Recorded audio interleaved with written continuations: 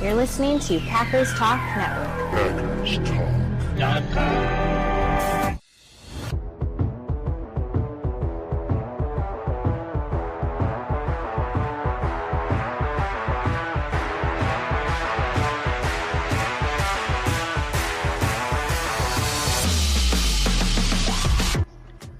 Welcome to the Packers Weekly Podcast, part of PackersTalk.com network. I'm your host, Miles Teddick, joined by your co-host, Tim Hamilton. We are diehard Packers fans that just love talking about the Pack. We're not getting into all the national sports media talking points and nonsense. We're diving into the top topics around the Pack every week, breaking down games during the season and sorting through all the drama and the rumors of the offseason. If y'all want to support the podcast, please spike that like button for us. Give us a follow on all the socials. And most importantly, subscribe to that Packers Talk YouTube channel. That is a big one that helps us out a lot. And we sincerely appreciate all of our listeners and subscribers. Thank y'all for jumping in with us this evening. Tonight, we're talking about some bye week stuff. Did the Packers win the bye week? And most importantly, we get to kick a wounded animal while it's down, and we're going to talk about the Bears. So before we get started, a few words from our sponsor, Wisconsin's own Ticket King. For over 30 years, Ticket King has been providing Packers tickets to Packers fans. You can find them on the web at theticketking.com or visit their locations in Green Bay and Milwaukee. For direct links to specific Packers game tickets, go to packerstalk.com/tickets. or browse their website at theticketking.com. Good evening, Tim. How are we doing, sir? Good evening, Miles. Doing good. How are you? It's good to be back off of a bye week. Yeah. The Packers could not possibly have lost this week. I think that's fair to say, right? Yeah, they didn't shoot themselves in the foot this week, so that's good. Right. So, wait. We're back. We're back. I mean, so no losing this week, no L's, but we did maybe like miss a dub, right? Like that Lions game. I don't know how the Lions pulled that out against the Texans. Wild. You should not be able to throw 5 interceptions and win a game. Like that should just be against the rules. No, they were down 23-7, 5 interceptions by Goff. I don't know why he couldn't have thrown a couple of those the week before against the Packers. I guess he saved them up for Houston, and somehow they win the game. Wild. Yeah, it sucks. We got to see the Bears lose, which was good. The Vikings and Lions were close. Definitely the Lions should have lost that game. But, what are you going to do? I think it just proves that they're not this, unbeatable team, that they're not that far away from where the Packers are right now. They're not doing anything to like overly impress me or think that they're a team that the Packers can't overcome at some point this season, as long as the Packers get out of their own way. So. Exactly. Get out of their own way. Gosh, I feel like we've been asking them to do that for a long time, haven't we? All season. Yeah. Yeah. So it was a bye week. I think they need to get some guys healthy. It's right in the middle of the season, and they need to figure out, how they can stop making so many of the mistakes that they keep repeating over and over again.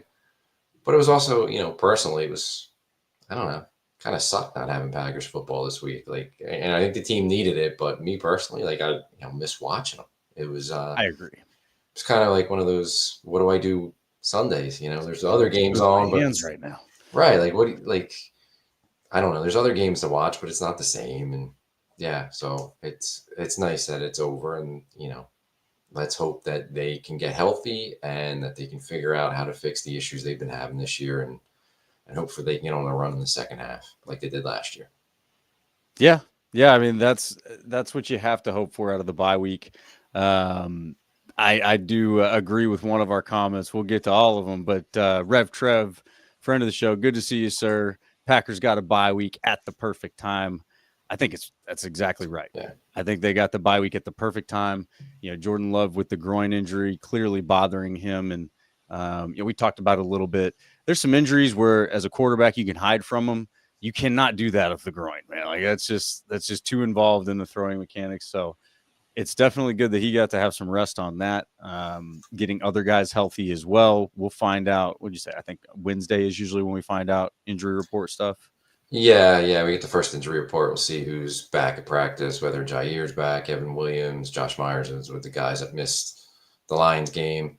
So, we'll get our first news then. Nothing really came out over the bye week other than apparently Marshawn Lloyd will at least practice this week. I don't know. I wouldn't think that they're going to activate him to the 53, but he'll at least be back at practice. So that's something. And will be interesting to see down the line if they add a fourth running back to the roster, because they really seem to like Chris Brooks a lot. He's played more of a role, and Emmanuel Wilson's done a nice job for them. But I mean, at least we know Lloyd's going to at least practice this week. We'll see when he actually gets activated off IR, and then the other guys, it'll be check out the injury report, see who's practicing this week going into the Bears game. Hopefully, we can get them all back against the Bears, and hopefully Jordan Love is much healthier than he was, the first 9 games of the season. Yeah, and just manageable, right? I mean, you don't have to be 100% at this point. I think that groin injury is very interesting. Hopefully he was able to really nurse that pretty heavily over the bye week. Again, that can be really involved in your throwing mechanics, and that can make for a lot of problems, right? Interceptions, things like that, and just less mobile.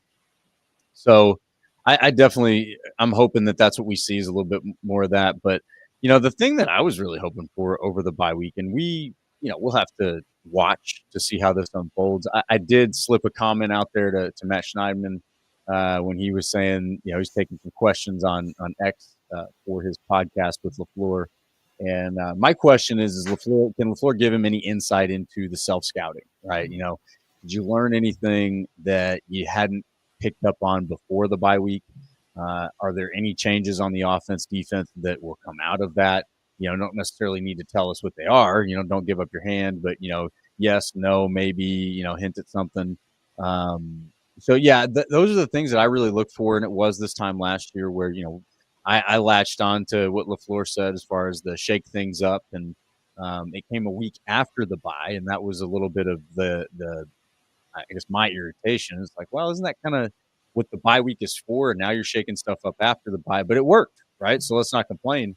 I would look for similar correction like that, right? I think right now is the time of the season they should be honing in on the things they do well. They should be scrapping some of the experiments, start getting good at what you're good at. The first half of the season is a lot of figuring that out. You've probably seen a lot of different types of coverage up to this point in the season, so you're able to see, what works against what. So there's hopefully a lot of good that came from the self-scouting. That is a big thing that I'd be looking for.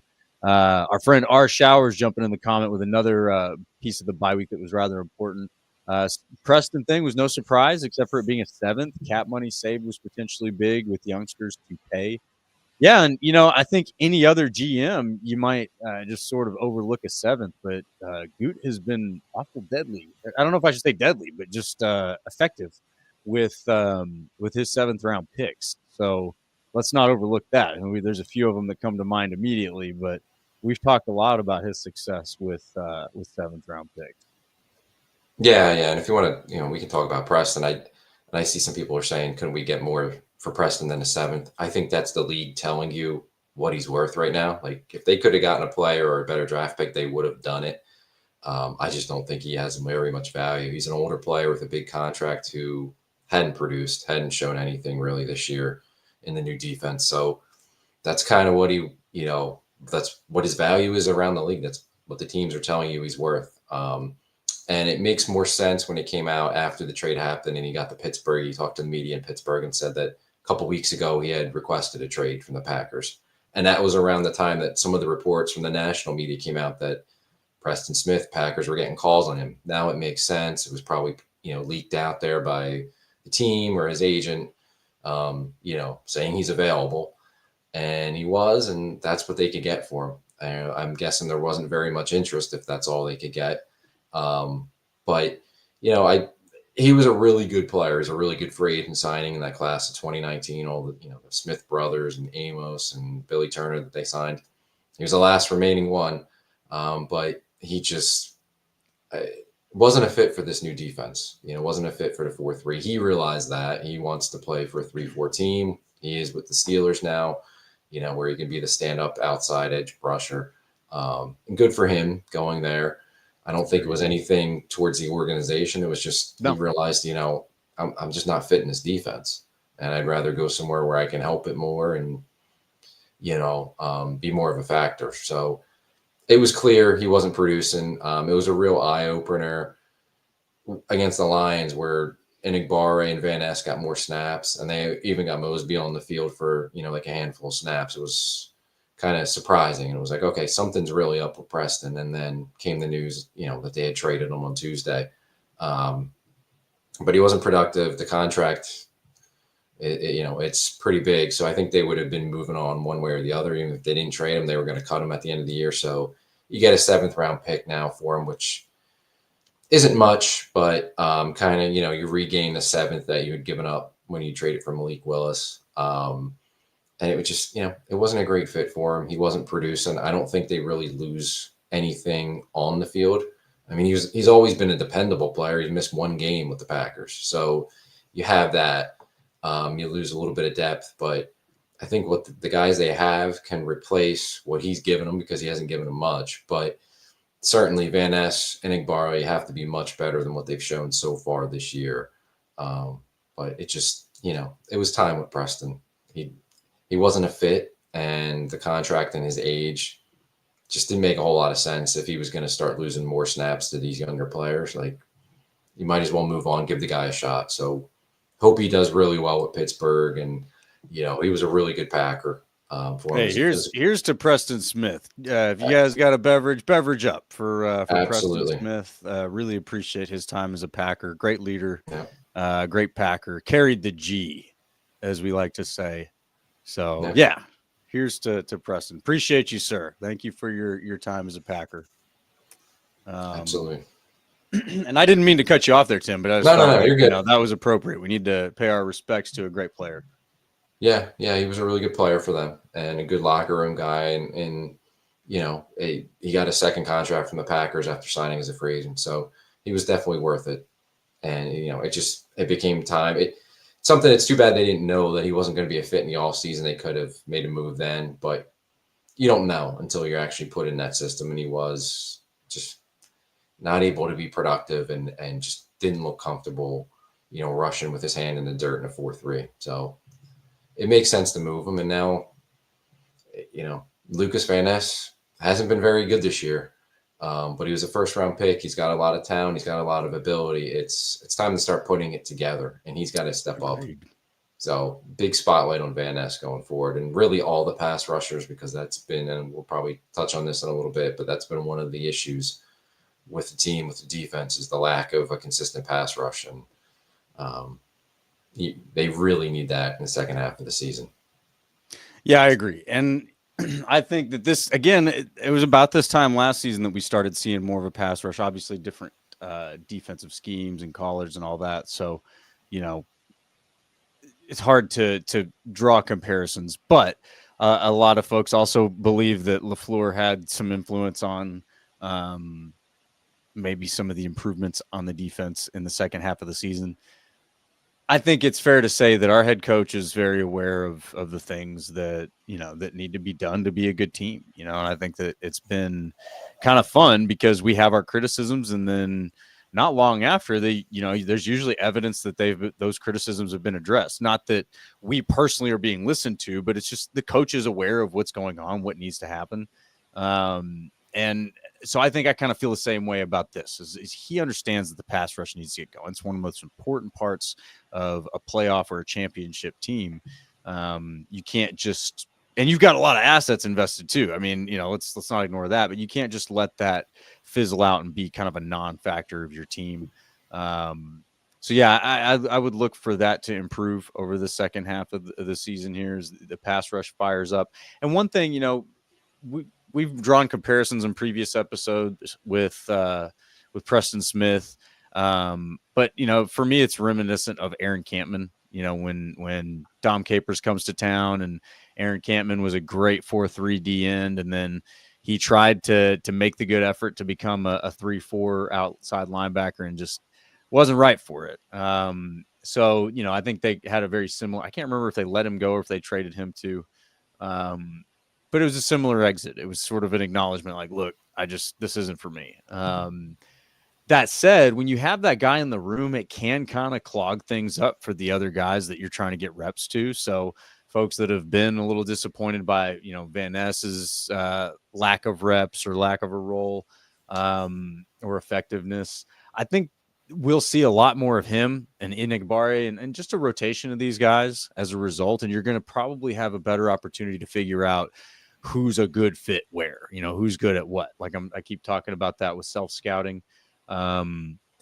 With a guy like Preston Smith, he's earned the respect. He's earned the reps. You're going to do what you can to keep him involved because he's a great leader on, the team, and again, he's earned his place there. He's been a great football player up to this point. But if it's not a great fit, it can be an unproductive thing to try to force those reps. So I do think maybe there's a little bit of addition by subtraction here. And again, no disrespect to Smith. It's just not a fit. So yeah, I mean, I think that we could see a lot of change. Maybe it may look like more change than it really is, but you just see some guys freed up. You see guys, figuring some things out maybe a little bit quicker. But our friend Cindy here is absolutely right. Somebody needs to send the message to Coach Jeff to blitz on Sunday. And we're going to talk a little bit more about Sunday specifically here in a little bit, Cindy, but you are 100% correct and appreciate you joining us this evening. So I look forward to more of that. I think Gary was already starting to come on. We were starting to see him figure some things out, get some more pressures. I definitely look for Van Ness to have a little bit more of an impact, and he did in the second half of last season too. So let's see how it goes. Let's see how it goes. But yeah, I mean, are you unhappy with getting a 7th for Preston Smith? I mean, no, I think that's what they could get. Like, if they could get more, yeah, I'm sure they would have gotten more for him. I just don't think there was probably very much interest out there. And do you think this was a situation where, I mean, obviously my comment was, I respect that the organization did right by the player. The player asked for the trade, acknowledges he's not a fit, and they send him to a place that I think is a great fit, great place, great opportunity for him to go have a shot at a championship. But yeah, I mean, if anybody's upset with the compensation and that's what the market is, would you rather have held on to a Preston Smith who doesn't fit the system? Yeah, I don't know. I don't know if that makes sense either. Like, I get 7th round pick isn't very much. I think they got what they could get. If somebody was offering a 6th, I think they would have traded them to the team that was offering the 6th. I don't think it was a matter of they're just going to send them to Pittsburgh and take whatever, Pittsburgh gives to them, or I don't think they were turning down anything else. I think that's what they could get for him. And I'm sure either the Packers shopped them around or the agent was doing some shopping once he made the trade request, and that's what they could get. Hold on to him. I don't know. I don't think he ever would have become a fit for this defense. And, could he have given you more value than a 7th round pick? I guess maybe, possibly. But at the same time, I don't know. Give these snaps to Van Ness and Inigbare and see what they can do with them. Like, at some point you got to, I know it's only Van Ness's second year, but like, you need more growth out of him. We haven't seen it yet. So now it's almost being forced. Like, all right, it's time to step up now. I'd rather see those snaps going to the younger player. So yeah, I mean, once you determine he's not right for that position and he knows he's not right for it, I think it's time to move on.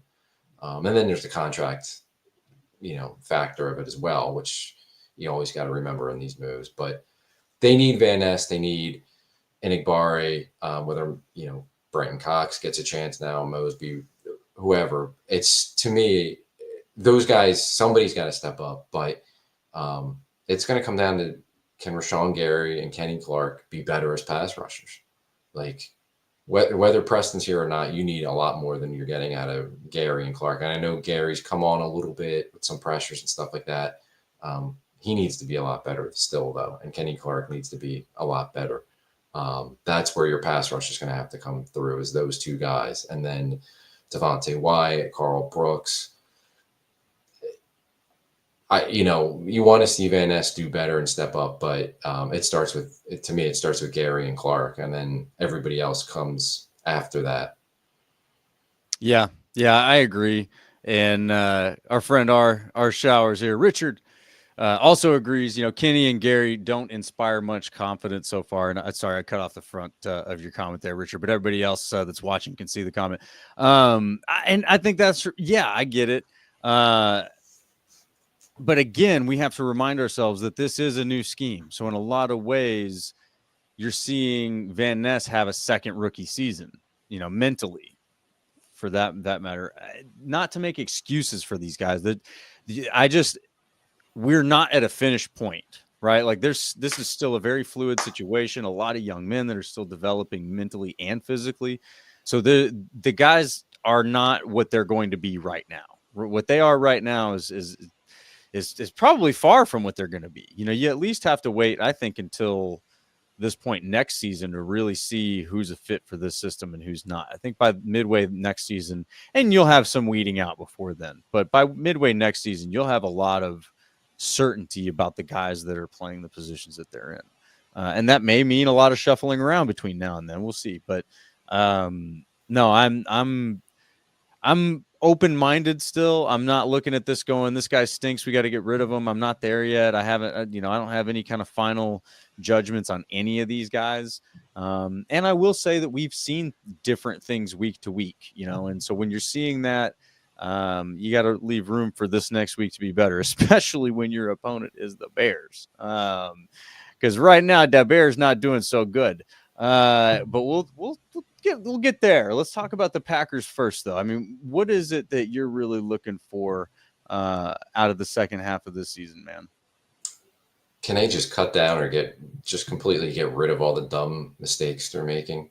The penalties, the turnovers, drop passes, like they're their own worst enemy right now. And they got to stop, we said it at the top, they got to stop shooting themselves in the foot and get out of their own way. Yeah. Like you have to clean it up. And we've been saying that every week, and they've gotten, they've been able to get through it and beat teams from the AFC South, and that's nice and all that. But we saw it against the Lions. We saw it against the Eagles. We saw it against the Vikings. Those are better teams, and they made tons of mistakes in those games, and they couldn't overcome it. And that should show them, and it's quite clear, is that when you play the better teams and you make that many mistakes over and over again, you're just not going to be able to overcome it, no matter how much talent they have. And they do have a lot of talent. It doesn't matter if you keep hurting yourself. They're beating themselves more than other teams are beating them. They need to clean it up. Penalties, pre-snap penalties especially, are driving me nuts. Jordan Love's got to make better decisions with the football. He makes some spectacular throws, but some of these interceptions, they've been bad, and they've been at poor times in the game, poor spots on the field. You can't have that. And then the drop passes, it's just, they seem to just hurt themselves when they're offensively, when they're driving, it seems like, or when they're backed up, they'll be close to the red zone or in the red zone, they'll get penalties or they'll drop passes, and it's taking points off the board. You can't have it. Right. So that's number one, as far as a team, like, can they just clean up the overall sloppiness? And, it's been a recurring issue through 9 games, but it has to be cleaned up. Yeah, because you're not going to get very far, especially against the better teams. If you beat yourself. They lost to the Lions. The Lions weren't overly impressive. The Lions didn't blow them off the field, but they didn't beat themselves. And the Packers did, and the Lions took advantage of it. Well, and my comment about that game, and this is not meant to be an excuse, but and the Lions are a good team, arguably the best in the NFC, and certainly still beatable, what they showed yesterday. But in a game where, it's just pouring down rain, the elements are against you. Yeah, you're at home, but you got a good team coming in. You got some injuries.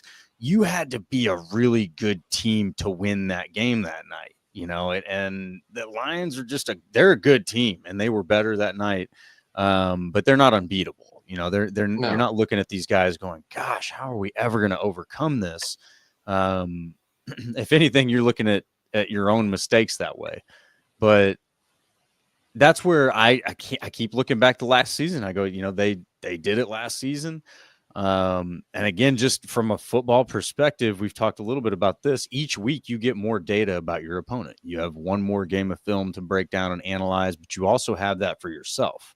So every week you get to know yourself a little bit better. And, my comment again at the top of the episode, but, overall about the bye week is, what did you learn about yourself?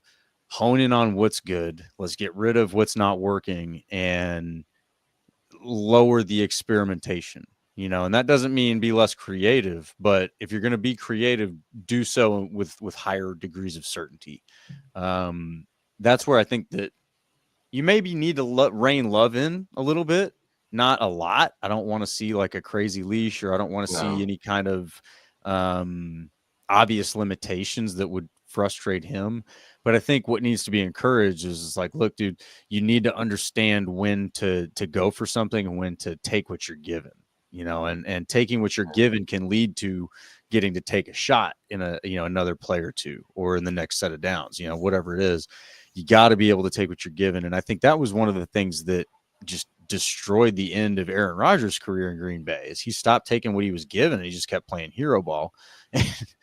Sorry, Jets fans, you guys asked for all that. Good luck. Anyway, yeah, so I don't want to see that, right? I want to see a more calculated, kind of a dialed in Jordan Love that is saying like, look, I'm going to beat you with what you give me and do so relentlessly, and that was what I think was so daunting about Aaron Rodgers, is it didn't matter what you took away from him. He was just going to take what you gave him and do it masterfully. And I think the one play that illustrated that probably better than anything was that 2016 playoff game against the Cowboys, sideline pass at the end of the game to Jared Cook. He drew that up in the dirt, but he did it to take advantage of something that the Cowboys were giving him. And that's what I want to see. I want to see kind of that level of mentality for Jordan Love. And I think that to some extent, the coaching is responsible for guiding him to that by saying, here's what we expect of you, instead of saying, look, man, here's the world, go make it work. Say, hey, let's sit down and let's really try to play some chess here and eliminate some of these mistakes, get more efficient and thoughtful. There's times that you need to stay on the field longer to give your defense a break. Your defense needs the ability to gather themselves, figure out what just happened. You need to be able to stay on the field as long as you can. And getting emotional, I think, in decision making, and LaFleur's guilty of it too, can eat that up really quick. You get emotional about your decision making, you go 3 and out in 10 seconds. It's crazy, so that's what I'm looking at if I'm like kind of honing in. Yeah, I think Love's still learning what he can get away with in the league. Like, we forget this is only his second year as a starter. He's still learning those things, and that's why you're seeing some of these forced throws and bad interceptions. He has to sometimes take what they just give him. And it's he can make the big play, and I think, and he can get outside the pocket, make the off-schedule downfield spectacular throws. We know that, but sometimes you just got to take what they give you, and you got to know situationally, time in the game, down and distance, where you're at on the field, like what you can do and what you can't. And that goes back to the pick six against the Lions. Like, I know apparently, from his explanation, he didn't really see the safety. The safety was behind the lineman. He was trying to get it to Jacobs. Even if that's completed to Jacobs, it's not really going anywhere. And that time in the game, like, you're better off just throwing it at his feet and take the incompletion, stop the clock. You got another down. And instead he forces a throw. It's a pick six. And that was really ball game at that point. Yeah. You got to know where you're at and the time, the down and the distance. You can't beat yourself as a quarterback. And he can make all the spectacular plays, and that's great. But at times you can't force it, the spectacular play, or you can't go looking for it. Sometimes you just got to make the easy play, and the easy play can, you make a bunch of easy plays, they add up. Yes. And they can help lead you to a victory just as much as the spectacular outside the pocket, on the move, throwing it, 40 yards down the field on the sideline throws can.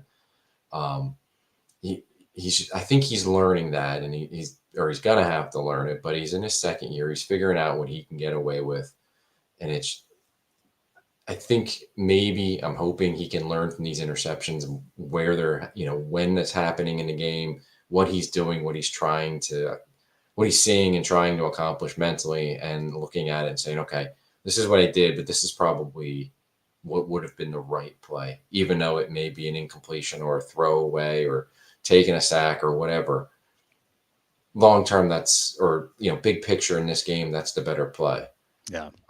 So it's, sometimes you got to learn those things by trial and error, and everybody's comparing. Seeing it, I mean, the other good example of what we're talking about here is like looking at it, what happened, learning from it.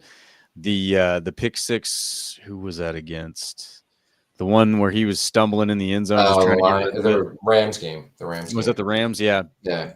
That one, when you went back and looked at it, you're like, dang, it was just that close to being a home run, and he was, at the end of the day, when you see what he's trying to do as far as just getting rid of it, it's like, man, he's not really wrong there. The DB makes a great play.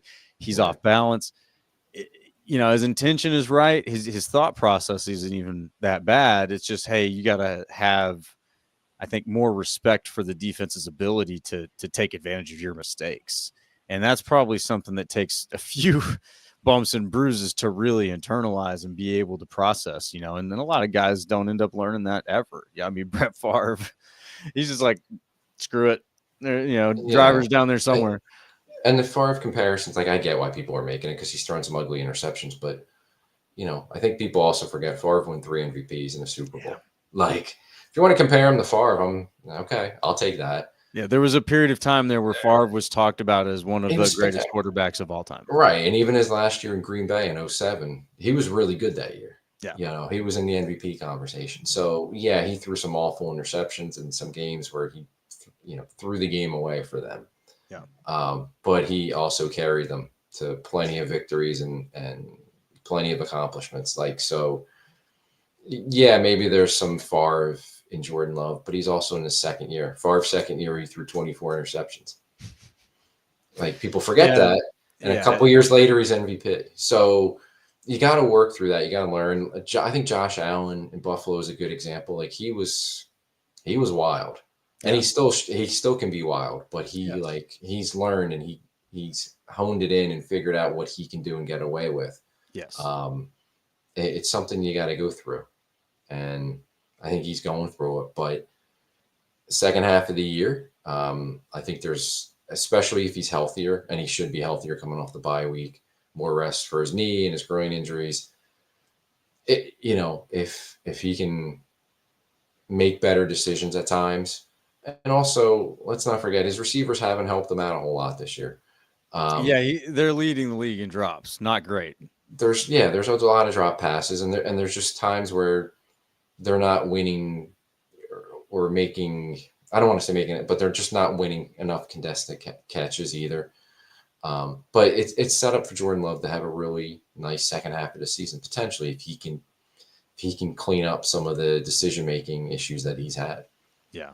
And him having a big second half that can carry a team, that can hide some of the other issues they're having. That's, we saw it last year, how good he got the second half of the year and what a huge difference that can make for a team.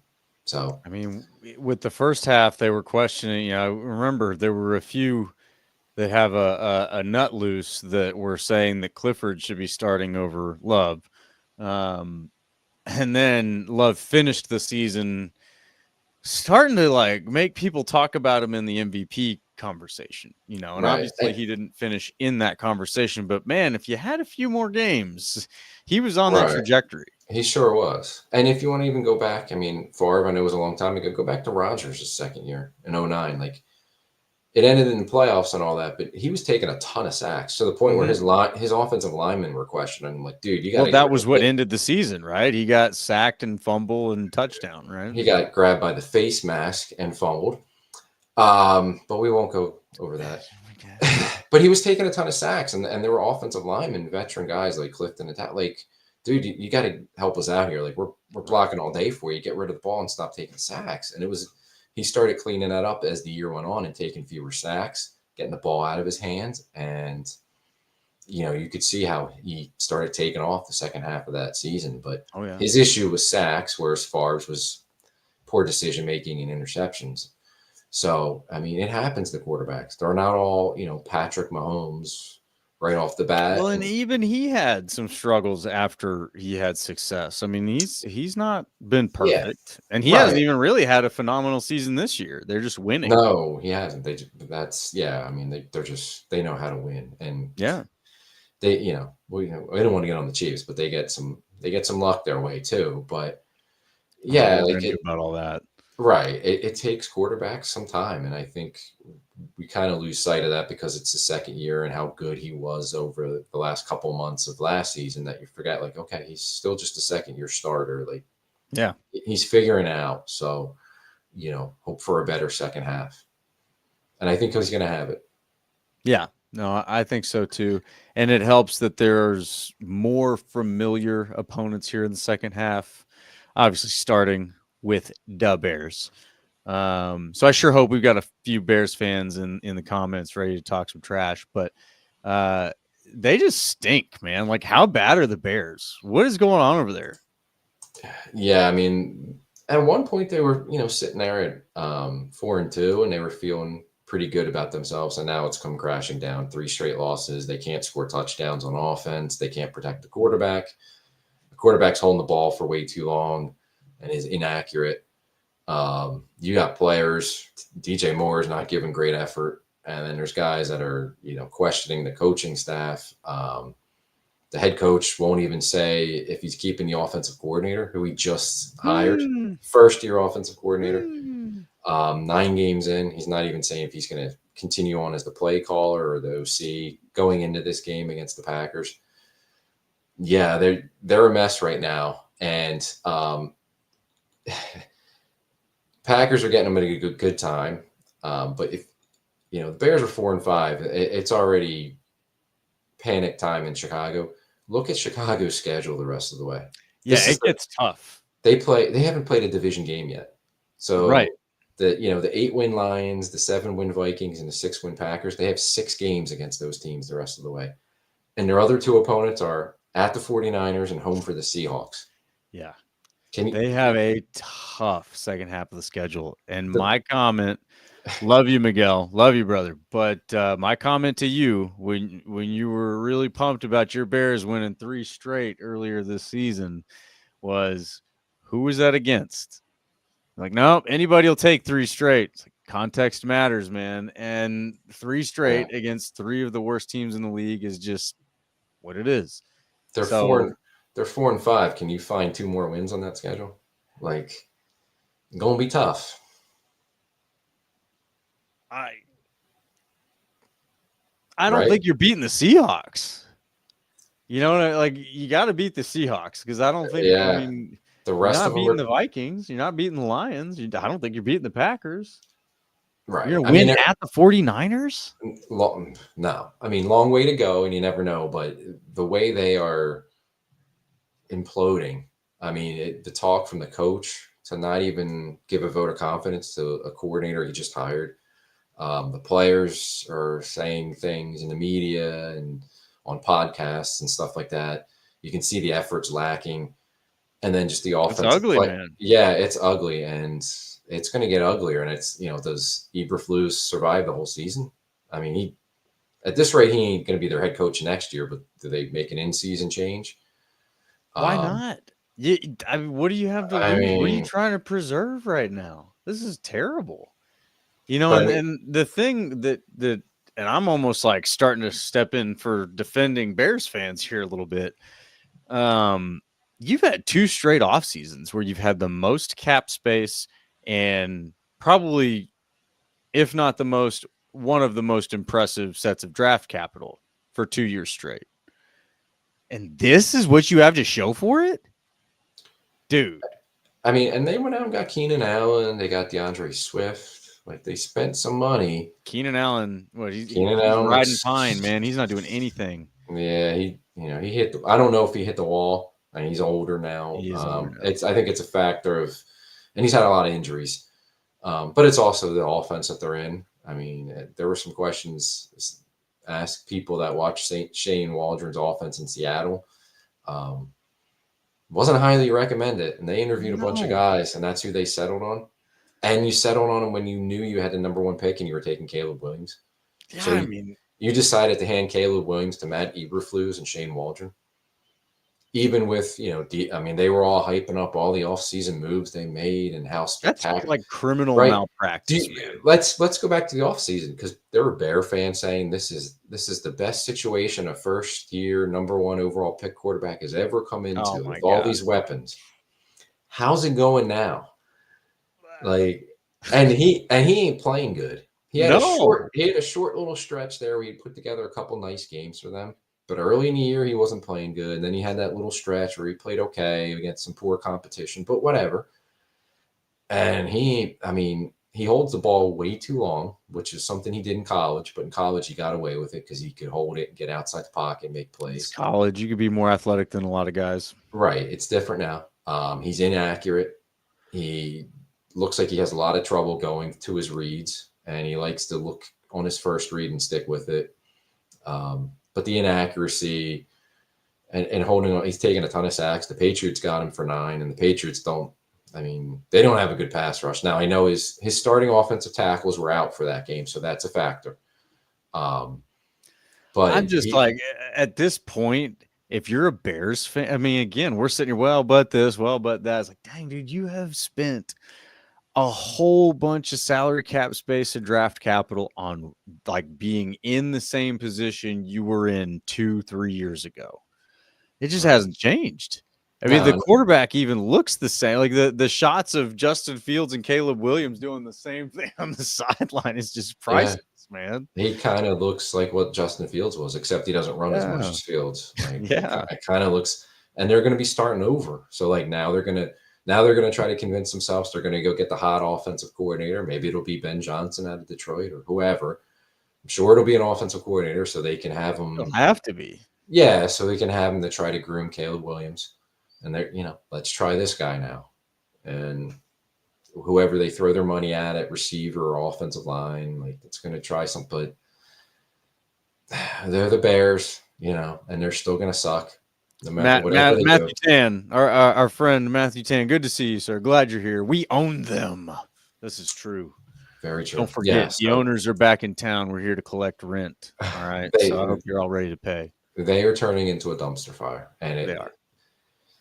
Let's hope the Packers take care of business, and then the rest of the year you can kind of keep one eye on them and see how ugly it gets, because it's going to get bad there if this continues for them. And we might have to have like a side segment to see like in the race to who can be the worst between the Cowboys and the Bears, because the Cowboys have a pretty impressive dumpster fire on their own hands. Yeah. So, the Pack coming off the bye week, hopefully healthier. The Bears being what they are right now, this has to be a win for the Packers. I'll give the Bears some respect. They have some dudes on defense. They have a decent defense that can probably keep the score down. I just they don't have anything on offense. They're a complete mess. And Jeff Hafley and his this is the game for the pass rush to come alive. This pad the numbers here. And this is a sitting duck. Yes. This is a sitting duck. He doesn't have protection, and he's not doing well anyway. No. And our friend Richard says it right. The Packers losing this game would be a disaster. Coming off a bye with them in disarray, it cannot happen. And I'm not over here to guarantee anything. I'll guarantee we win this game. No. Because it's the NFL. Any given Sunday, and we've seen that. There's plenty of examples of it.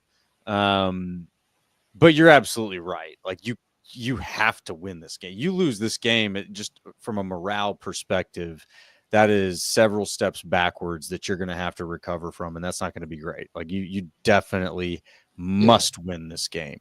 But I also think that they're aware of that. Yeah, they lose this game, and next week we got some major questions about the Packers. Yeah, big time. Yeah. So let's not go there. We're just not going to entertain that idea. No, they should absolutely win this game. You look at some of the pieces, like DJ Moore's a good receiver. Keenan Allen's a good receiver, though maybe he's finally hit the wall. Roma Dunze was the high draft pick. Swift is okay. I've never been a big DeAndre Swift guy, but